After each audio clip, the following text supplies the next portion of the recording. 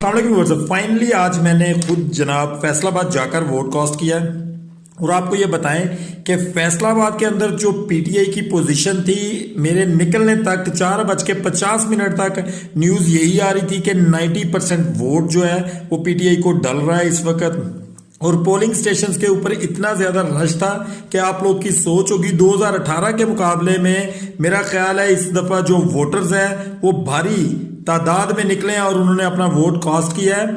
यहां पर आपको यह भी बताते जाए कि जनाब सुबह तकरीबन 8 बजे से ऑनवर्ड अभी तक जो है वो आप लोग के सिग्नल्स बंद हैं। आप लोग ना किसी को कॉल कर सकते हैं, ना आप सोशल मीडिया यूज कर सकते हैं। ये सब बहाने हैं, ये सब हिले हैं जनाब के। ये शेर को जितवाने की कोशिश की जाएगी। आपको यहाँ पे ये बताएं कि ये इनकी मिली भगत है और ये शेर को जितवाने की कोशिश करेंगे। आप लोगों ने जागते रहना है। 45 जो फार्म है वो आप लोगों ने